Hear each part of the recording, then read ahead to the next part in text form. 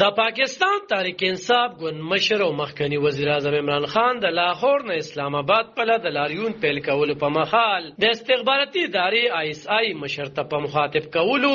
سره وویل چې د خبري کانفرنس په جواب کې ډېر څه ویل شي، خو نه غواړي چې ملک او ادارې کمزوري وي، ځکه د ملک لپاره غلې دی. د پاکستان د استخباراتي ادارې آی اس آی مشر لیفټیننټ جنرال ندیم انجم او د پوج ویان د ادارې آی پی آر مشر لیفټیننټ جنرال بابر افتخار پرون په ګډه خبري غونډه کړې و او د عمران خان د نوم غستونه بغیر یې په هغه نیوکه کړې دي. آی اس آی مشر خبري غونډه ته په وینا کې د چا د نوم غستو پرته په مخاطب کولو سره ویلي و چې دا مکوه چې د شپې په خاموشۍ کې د بندو دروازو شاته ملاقاتونه وکړي، د خپل عیني او غیر عیني خواهشاتو اظهار وکړي، هغه هم ستا حق دی. خدا نشي کېدی چې دروازه پرنا کې ورته بیا غدار وي، ستا په پیل او قول کې دومره ښکار تضاد سم نه دی. د تحریک انصاف ګوند مشر زیاته کړه چې ما کوم غیر عیني غوښتنه نه ده کړې، یوازې سوتره انتخابات غواړم، خو قانوني او عیني څېړونکي وایي چې د عمران خان د پوج نه د نوي انتخاباتو کولو غوښتنه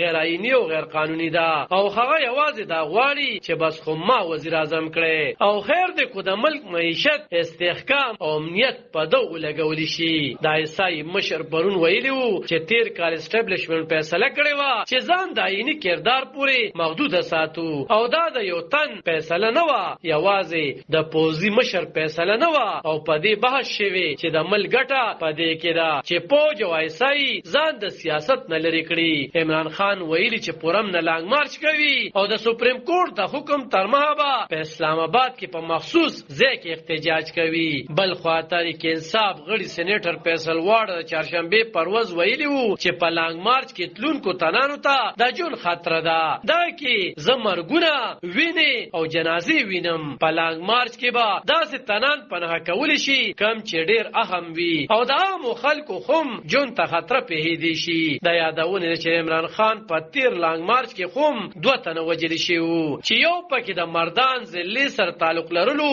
او تنکي ماشومان بچی ترېنه پاتې شوي دي. او د کورنو چارو وزیر رانا ثناء الله تحریک انصاف د لانګ مارچ پړه ویلي چې چاته په اسلام آباد کې د ورختلو موقع نه ورکوي او په سختۍ به مخه نیولی شي. عالم خان شیرپو دلبر نیوز 400